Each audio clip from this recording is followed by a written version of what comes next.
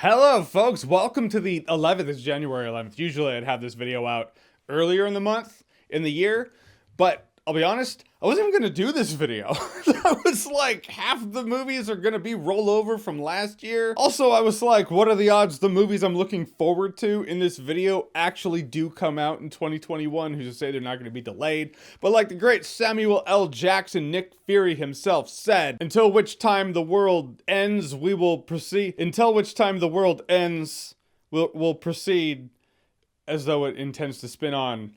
Or something like that. I'm really misquoting him, I know.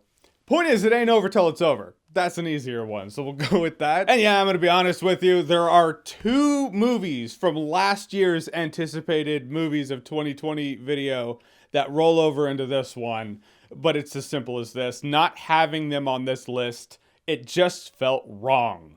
So I'm going to have them on here. I went back and forth with my head, like, well, wait a minute, like, well, do I want to? Is it redundant? And I realized the whole thing is just hypothetical. This is a hypothetical video. It's as hypothetical as it gets. It's a list of movies that may or may not be good in a year in which they may or may not even come out. So as the great Linkin Park once said, in the end, it doesn't even matter. It's supposed to be a fun list, so let's just have some fun. I'm rolling with it. All right, so no need for the great countdown of 10, 9, 8, 7, 6, whatever. Starting out the list with the two rolling over from last year, because we'll just get those out of the way. First of which is A Quiet Place 2. Was looking forward to it last year, looking forward to it this year. The first one's great. The second one, really wanted to see. Maybe that's why it's on the list, because it hurts a bit more. Because it was the next screening I was going to go to. You know, it was the next movie I was supposed to see, then screenings just went away.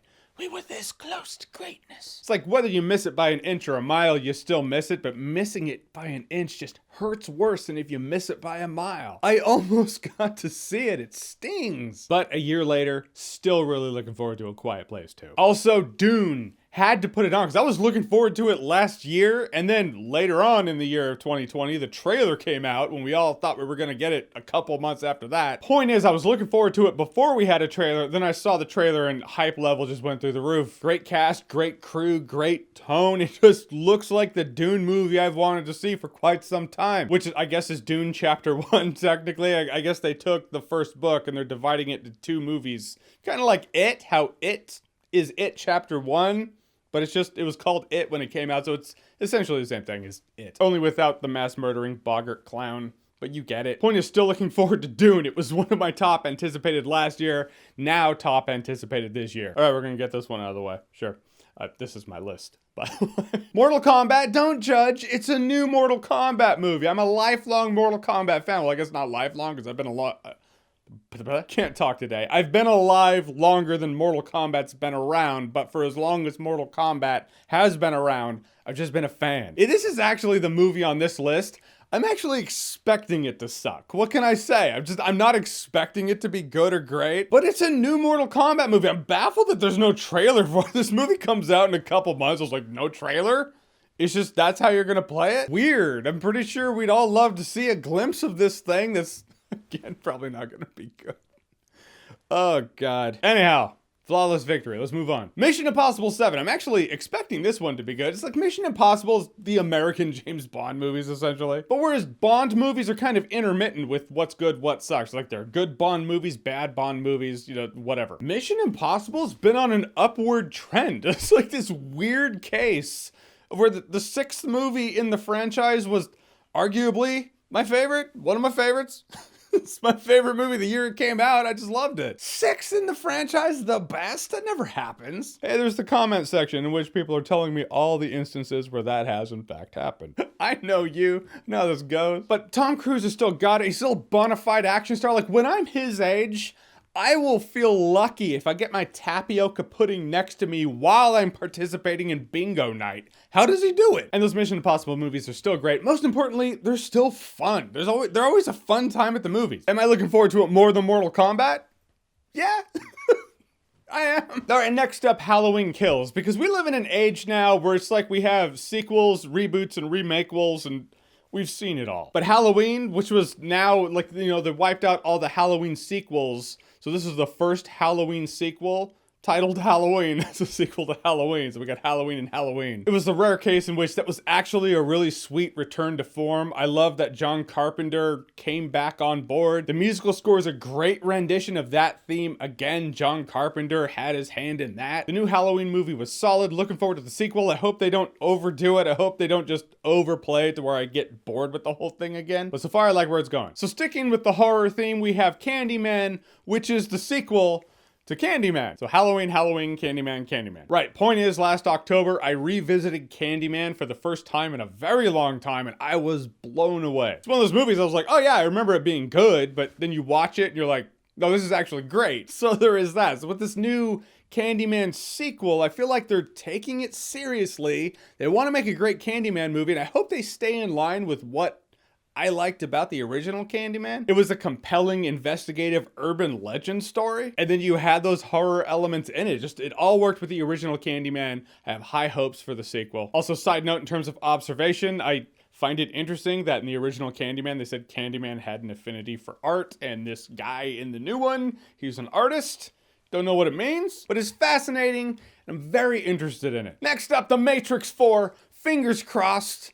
I hope it's good. Again, with the world of sequels and reboots and remakeables, I mean, it's The Matrix 4. It looks like it's a sequel. Don't know how, but there are people who are alive who shouldn't be. But maybe it's their consciousness in the code of the Matrix, as we all very well might be. Like, the first Matrix is a masterpiece. The Matrix sequels are flawed sequels with cool stuff in it. Can't deny the Merovingian's pretty fucking awesome. Like, I mean, I like him anyway, but yeah, the sequels never lived up to the original. I don't imagine the fourth one's gonna live up to the original either, but worst case scenario, it completely sucks, in which case, the first Matrix is still a sci-fi masterpiece. What's the over-under? What do you think is gonna suck worse or be better? Mortal Kombat or Matrix 4? Matrix 4 is probably gonna be better. All right, next up we have Venom, Let There Be Carnage, because 90s Spider-Man fan, which means Venom fan. The two go hand in hand often, and that is the case with me. I mean, the original Venom movie, the Venom Eddie Brock thing, I thought that was amazing. It's like the Warcraft movie, kind of. Where it's like half that movie is actually pretty great, and the other half, not so much. It's like with Warcraft, it's like, oh yeah, all the orcs are amazing. The humans, nah. So that's how Venom was. It was like, oh, Venom and Eddie Brock dynamic. That's actually pretty great. And then, the generic super evil organization with the generic bad guys. No. But now hopefully that takes a back seat and we have Venom versus Carnage, which I've wanted for quite some time. Can't help but look forward to that. Next up, Spider-Man 3, with some form of wordplay that has to do with the word home, because it will. Spider-Man Homesick, Spider-Man Many Homes, Spider-Man Homie D Clown, whatever they're gonna call it. I mean, let's be real with the Marvel Spider-Man movies. Like, Marvel's Spider-Man movies at their best is not as good as Raimi's Spider-Man movies at their best. So it's like their solution was like, all right, well, let's just bring the Raimi Spider-Man stuff into the Spider-Man world for Marvel. There you go. I mean, it legitimately is like they were sitting around going, all right, what Spider-Man do people like? Well, Spider-Man 2 they love, and they really love that Spider-Verse animation. All right, well, let's just bring in Spider-Man 2 elements because we're going to do a live-action Spider-Verse movie. It's like they're taking elements of beloved Spider-Man movies and throwing them into this movie. Which works, but in the end, I hope it's a good movie. I hope it's a good Spider-Man movie. I hope it's not just fan-serbation. Throw a bunch of fan service and hopefully that just keeps it afloat. Hopefully that's enough. There's a time in my life that would have been enough, absolutely. But it's just, I'm not there anymore. I would like a good Spider-Man movie. I am concerned with it feeling bogged down because where we left off in the last movie, Spider-Man's essentially, he's wanted. That's a cliffhanger. You would think the next movie would pick up on that, but it's like, are they going with that element and the Spider-Verse thing? That could feel crowded, that could pull it off. But it has my curiosity. And it has my attention. And that brings us to the last one on the list, last but certainly not least, Pinocchio. Dude, have you heard about this? Guillermo del Toro is co-directing, which right there, you're like, all right, well, Guillermo del Toro, the one who gave us that, is co-directing a movie involving horrific imagery and situations like that. Which I'm not gonna, Pinocchio's always been terrifying. If you just watch the Disney animation, you look at it, you're like, this is not for kids. This is actually pretty terrifying. When I heard Guillermo del Toro and Pinocchio, I was like, match made in heaven. Also, here you go, cherry on top, gonna be stop motion animation. It's like stop motion animation is unsettling. Enter Exhibit A, the Bumble. Don't judge. Don't, you know it. Don't even laugh. I'm hoping at least one of you is like, oh yeah, he creeped me out as a kid too. Otherwise, what can I say? I'm strange. But if I'm really objectively looking at it, I'm sure the stop motion animation with the Bumbles half of what creeped me out about him. Anyhow, I'm down for some Guillermo del Toro co-directed Pinocchio stop motion horror. I mean, I'm not even saying it's gonna be horror. I'm saying might not be. Maybe it's like, dude, it's kid friendly. Calm down. I'm just saying, man, there are a lot of elements there that work together, and it might just be the Pinocchio movie I've wanted to see ever since I was a kid. And I was like, hey, mom, dad, this is pretty fucked up stuff. Thanks for showing me, though. And that's my list. Those are the movies I'm looking forward to in 2021. Hopefully they come out. I feel like a lot of them will at this point, because I feel like studios are figuring out how to roll with this. What will this year bring? How will it unfold? I don't know.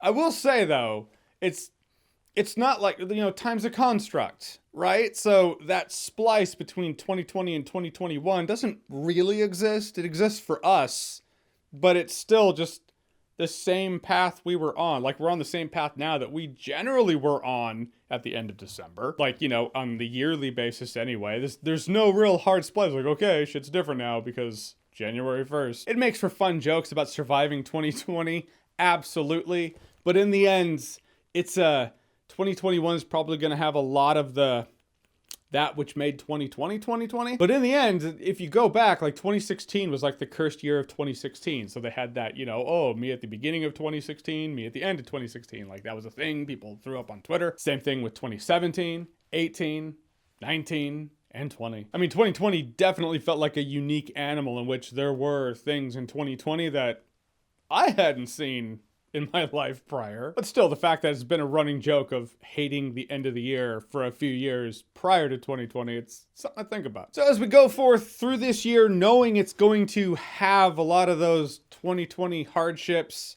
still going on, let's keep things in perspective as to what matters. All right, a lot of that heavy stuff out of the way after the fun video of 10 anticipated movies. But your top 10 anticipated movies for 2021, what are they? Whatever you think, comment below, let me know. And as always, if you like what you've seen here and you want to see more, click right here to see more.